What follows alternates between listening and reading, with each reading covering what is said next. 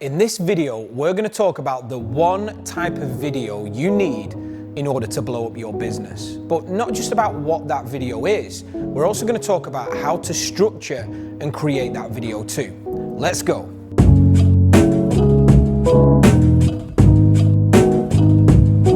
Hey there, Jamie here, and on behalf of the Klippyo team, welcome back to our video series where we're discussing video, but more specifically, the types of video you should be creating to drive more profit and more click-worthy video views into your business. In the last video, we discussed the state of the video marketing industry, essentially what's working right now when producing video content. In this video, we're going to discuss the video content in a bit more detail and talk about how to create the one video you should be creating right now to drive more clicks, more traffic, and more sales on any product or service that you're offering. So Daryl, in the first video, we discussed briefly on the type of video content you should be producing, but for anybody that didn't see that, or just to refresh a few memories, what type of video, if there's one video you should create as a business, what type of video is that? Yeah, for me, it's a social video. And to kind of take that a bit further then, and kind of briefly remind everybody what type of video that is, can you explain what a social video is, but also why that type of video is so important? Absolutely. You know, before we do that, there's a lot of people that just pick up a camera and start recording, and that could be one of the worst things that you could ever do. Yeah. And there are stages, like you mentioned. There's a stage of preparation, there's a stage of production, there's a stage of post-production, and then there's a stage for distribution. And each one of those stages are outright critical, and they work in harmony together to really get your video being seen. So you've mentioned quite a few stages to creating one of these types of videos. So I suppose we start at the very beginning. You mentioned preparation. Yeah. Can you take us through what that means in relation to creating one of these? Yeah, and it's really interesting because a lot of people, they're more about doing instead of preparing. And I found that if you really want to succeed, it's about the preparation of knowing exactly what you're going to do, how you're going to execute it. So I always like to really start to figure out why I'm making the video. It should have a very specific purpose. I think it'd be really relevant to actually have you go through this process with me. Okay. Does that sound good? Yeah. Okay, so let's just say that you're trying to sell some merch, okay? Yeah. And you're trying to sell it on social media. You have some product or whatever, okay? So tell me someone that you really know really well. Besides Joey and David. My brother. Okay, so your brother David. Okay. Chris. Okay, brother Chris. Okay, so Chris, he probably loves football, right? Yeah. Does he have a team? Liverpool. Okay. And is there an opposing team that it's just a rivalry? There's a couple. Probably the biggest one's Manchester United, which everyone knows. Okay, so Liverpool, Manchester United. Yeah. Okay, so there's like some natural friction. Heavy rivalry. Okay. So first thing is okay, if we're gonna actually create a video, we need to have a purpose of that video. The number two is we need to identify our audience. Who do we want watching this video? So I would say it would be people that are like hardcore Liverpool fans, yep. Like your brother. Yeah. Okay, and then we need to start breaking down of some of the things that they kind of rally around that would get them excited. Yep. And what would be one of those things that you'd think? Well, beating Manchester United or scoring goals, or if we think of players, maybe Mohamed Salah, who's Liverpool's best player, maybe him scoring against United, I don't know. Yeah, you could do different clips like that, but even talking about just why they love, Liverpool, right? And the essence behind it.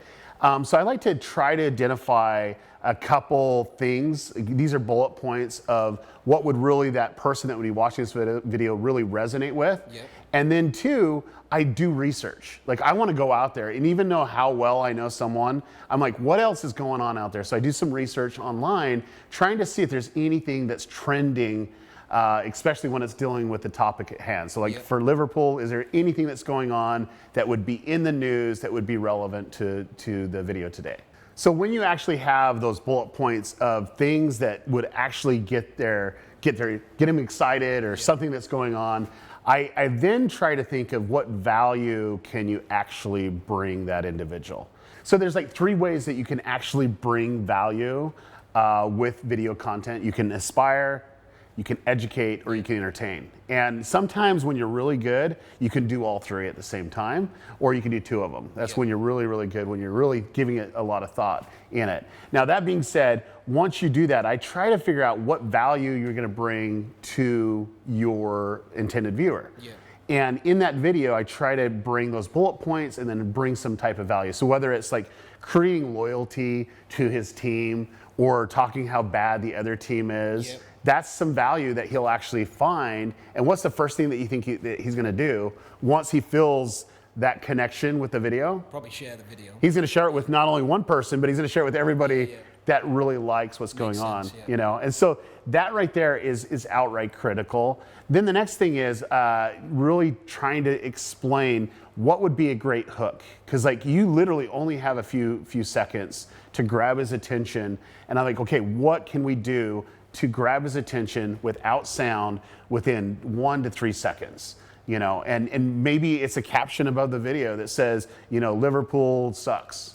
That I think he would watch that video. Yeah, he would do. You know what I'm saying? And I think that he'd have to be sucked in as he try to figure out what's going on in that video. So it's like getting those hooks. And then two, there's those natural hooks within the video itself. Like you gotta reinforce whatever that title is. And so I give that some thought. And that's basically the preparatory stage before you actually go on to the next step. But there's one other thing that I really, really look at is what source of medium are we gonna use? Like, is it gonna be a better Instagram one than Facebook? Is it gonna be better on YouTube or on Twitter? You know, like you gotta look at the platform of who you're trying to reach and what's gonna be the best way to distribute it. Now, one of the biggest mistakes is like, well, I'll just distribute it everywhere, you know? And you're making a video trying to go on every platform, and that's a huge mistake. So when we talk about going onto every platform, so I think this is quite important as well. There are obviously, well, I think there are two elements. You might tell me differently. The first biggest one that people think of is the ratio of the video. So if you're creating one video, you've got to think about how that transcribes into all the other ones. But is there anything else you kind of need to be aware of if you're going to be creating content for, say, Instagram or Facebook? Absolutely. Or even LinkedIn? Yeah, and so that is part of the preparatory stage, right? And what we're trying to do is figure out, okay, here's what would work on Instagram. Now, maybe there's a hook or something that's a little bit better on Facebook, and here's something different on YouTube. So you can actually have the meat of the content be the same, but how you're actually shooting the video, how it's actually delivered is a little bit different. And that's where you're actually planning, you know, the different ways to actually connect on different platforms. Makes sense.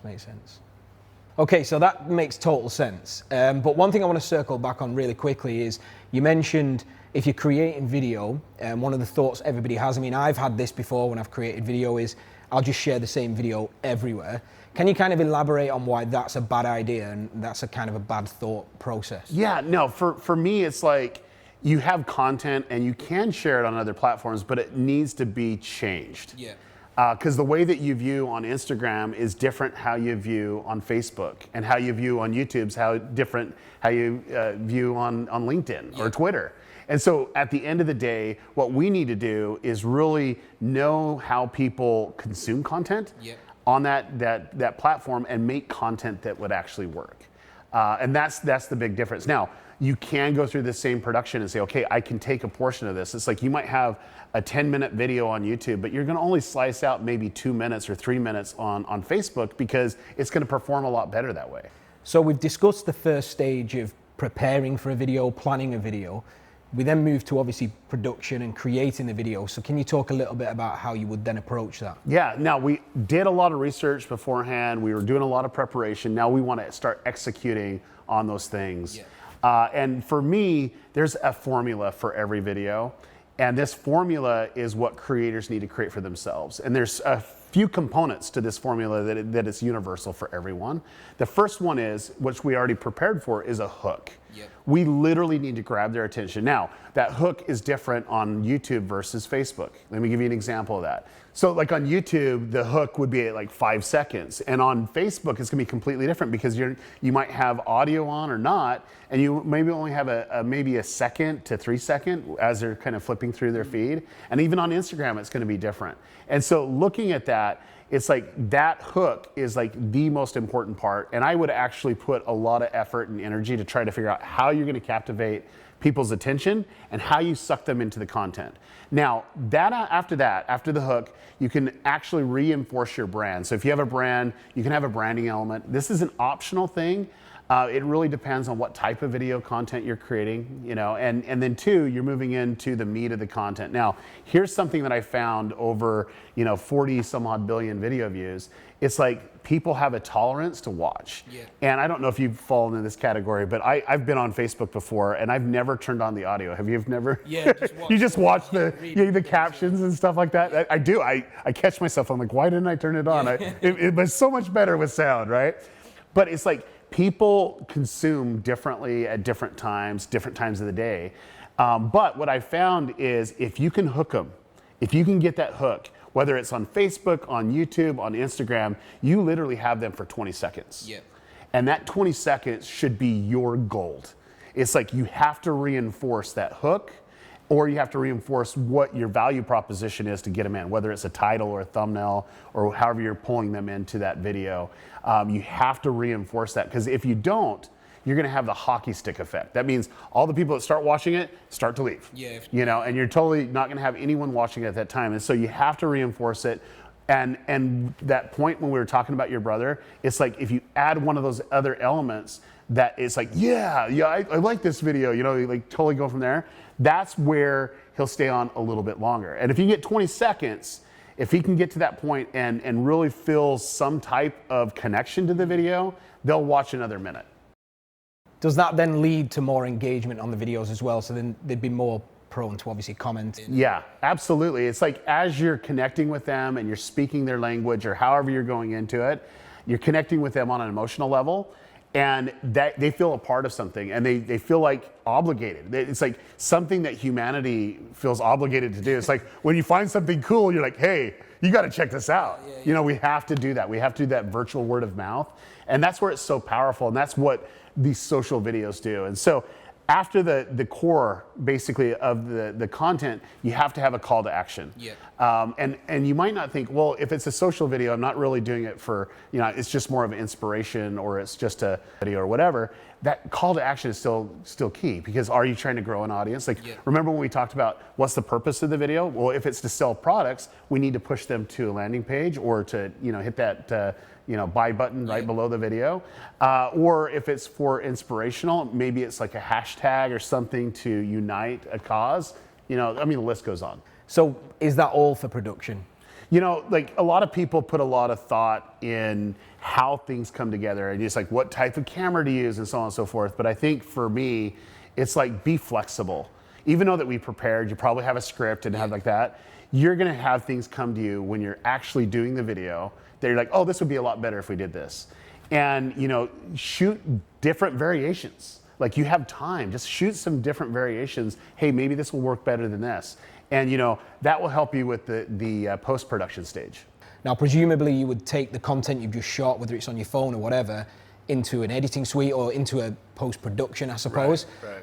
Do you kind of want to talk about what you do in that stage to get it ready to distribute? So post-production is probably the most important aspect of getting a really good piece of video out there. Yep. And the reason why is because you put a lot of effort in preparing, you spend a lot of time doing production, but really where the magic is actually getting the elements that will really engage. And then also the edit itself is you can create pacing, and that pacing will keep people's attention the whole time. One thing that I look at is like we're trying to figure out how we're going to distribute it. So like if we're distributing it on YouTube, we would do it differently on YouTube than on Facebook. For example, we'd be a 16:9 ratio on YouTube. Yeah. Because that's the way that it is on YouTube, right? And then two, we wouldn't necessarily burn in our captions. We would actually just upload caption files right to YouTube itself. But on Facebook, we want to burn it in because some people don't have that option on, and you want to make sure that when they're scrolling through it, you're grabbing that attention. Yeah, so you're like really, it, isn't it? Without, exactly. And it's like the ratio too. Like on Facebook, we want to be a 1:1 ratio, a square ratio, right? So what other elements that we can actually add to that video file? Is it like to make it more of a video meme where we're putting text at the beginning and the end? Is it really engaging with different types of elements? That's the things that you got to look at when you're doing the video edit. Now, the thing that I love is if we did the production right and we have different options, like their call to action, we maybe did 4 or 5 different versions, you might have 2 or 3 different versions of a video, and you can test it too. Like seriously, what we do is we'll just throw a couple dollars behind it and see how it converts. If it converts really well, you don't have to spend that much money to figure out if people actually click on it, engage with it, how much they watch the video, to see if it actually works. And so spending the time in post to making your video really engage with the viewer and really connect with them on an emotional level gives you a higher probability for them to actually share. Yeah, that makes sense. And I suppose from looking at all these 3 stages, once you've been through these stages a few different times, and as you say there, you do different edits as well, which is important. And most people would, shoot a video. I've been guilty of this in the past, and will throw it up thinking it's ready without doing too much post-edit stuff. But now I can see how important it is to do different variations, because when you find things that work, you can just continue following that blueprint over and over and over again. Right. And one thing that I found is, even when you have a video that's performing quite well, the way that the algorithm works on Facebook and other things, it's like maybe in 6 weeks or 7 weeks, you do a different cut and upload it. Learn from what you already have, all the data that's there, and say, okay, what if we edited this down because we had a kind of a drop off here? Maybe we add, something to pull them in visually here. You can do that, and where you're able to do it, basically you're able to succeed, because people will tend to forget what they actually saw, from 6 weeks ago, of course. Yeah, makes sense. Okay, so talking about video editing, from kind of my experience, and I'm not a professional video editor, I know how much work goes into doing a lot of the things you say, the captions, memifying, even just putting titles at the top and bottom of your video can take hours for some people, and some people watching this may not have any idea how to do that. So I suppose in that regard, is it worth the time to do that? Is it worth the time to sit down, maybe put time into editing the video, or alternatively spending money with somebody else to kind of... Yeah, like the video portion, the video editing is so critical. It can either make or break a video. It doesn't matter how amazing your script is. It doesn't matter how amazing your camera and your production is. The editing is where the rubber meets the road to see if it's going to actually work or not. And for me, once you're able to do it, it's worth the resources, worth the time. And when you actually put it together, it will convert a lot higher. And that at the end of the day, that's by far, besides the preparation stage, it's like the execution stage to the editing is the most critical. Okay, so prepared, created the video, edited the video, so we just upload it now. Yeah, and you'd say, most of the people would say, okay, that's just distribution. You just upload the video, you're good. Honestly, if you really want your video to be seen, you need to actually have a preparation stage of how you're going to distribute it. So back in the preparatory stage, you're like, okay, who's going to actually share this video? How are you going to engage with them? Is it going to be done through ads, organic, or is it going to be a blended strategy where you're doing organic and ads together? For me, I just love other channels out there. I love other pages on Facebook, because they need to actually feed the algorithm. They need to actually get their post reach increased. And so a lot of people are willing to share your video, but more importantly, they're able to cross-post your video. And so it's like coming from their page, and it's like an actual content, even if it's not theirs, it can kind of look like it is theirs. And that's a really, really important thing. So going back to your example that we said, hey, if we're gonna actually make a video about your brother and his football team, about Liverpool, whether it's good or bad or whatever, I would make a list of every page on Facebook, on Instagram, that would be pro or con, that, because that's who we want to target. That's who we want to contact. And believe it or not, getting those personal connections with these people is a way to have massive growth. And I found that if you can get 5 or 6 or 10 channels or pages that are similar to yours that are willing to share your content, I mean, that explodes your growth. That explodes your reach, and you're going to have the views that come with it if you actually have done a great job with your video. So with that, just to kind of go further into that, would you upload the video first to your page and then contact all of these other pages to let them know it's there, or do you take a different approach? Yeah, so generally I do that in the preparatory stage. I know the video's coming, and so I reach out, because it might take a few weeks to get a hold of everyone or whatever. And who knows, maybe you're like, hey, I'll share your video if you share mine type thing. That's not a bad thing if you're doing cross-posting, right? Just to share a video isn't where the weight is. Like, you have to literally cross-post it, and you have to give them privileges to cross-post your content. And the same for you're posting their content. But that's kind of the key on Facebook. But the algorithm on YouTube's differently. You do it differently on Instagram and different on Twitter. But Facebook, I think a lot of people that are watching this video want to capitalize on that, and that's an easy way to say, hey, look, if you can have this page that has a reach of, let's say, 10,000 likes, that they actually post it, who knows how many views they're going to get. And it kind of reaches out to all these different pages posting, and all the analytics, guess where it goes back to? Your video. Yeah, it's really cool. No, that's cool. Now, with blended strategy, like for me, I like organic, but you infuse it with paid ads. Paid ads, by far, is the most effective way to get in front of the right people at the right time. And if you know what you're doing, it can be very, very effective. If you don't know what you're doing, it can still be effective, because as soon as you say, okay, we're doing a video about Liverpool, right? Well, let's just target everyone that likes Liverpool, right? And let's target everyone that doesn't like Liverpool. And let's see if we can get some things happening here. And I think you could do that just with organically, but if you infuse just a little bit of money, it'll be really interesting, the results you can get. Definitely. So I think those insights are pretty incredible, and anybody watching this video now has an overview or a blueprint to creating not just a video, but knowing what to create and how to push that out there properly. And for anybody watching this right now, we've actually put together a guide that goes into what Daryl talked about there, that entire formula, that entire blueprint. A few different things as well that we didn't fit into this video that you can actually grab below this video. All you need to do is opt in, pop your email in there, we'll send you that guide. So throughout this video and the first video, we've talked a lot about creating the perfect video, and that includes everything from, of course, preparation right the way through to actually shooting the video, and then of course the post stuff where you've got to edit the video up in the right way to get the best distribution. Now, all of that is very, very hard for most people. Most people don't have access to expensive camera equipment to shoot and film content, for example. Most people don't have access or the skills to use complex editing software either. And that's why we built Klippyo. Klippyo is a web-based video creator that essentially allows you to create incredible looking videos, just like the videos we've talked about in the past two videos, in the palm of your hand.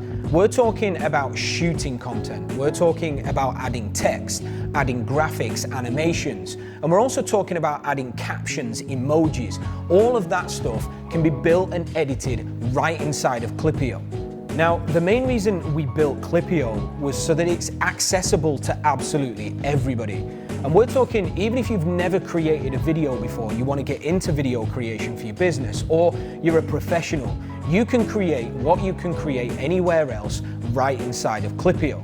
And what's more, even if you don't want to shoot your own content, Klippyo gives you access to an extensive library of video clips, images, and audio, so you can pull all of this stuff together to build videos. We'll even throw in customizable templates, so if you're feeling a little bit uninspired, for example, you can just grab one of our pre-done video templates, change the text, the colors, upload your branding, and you're done.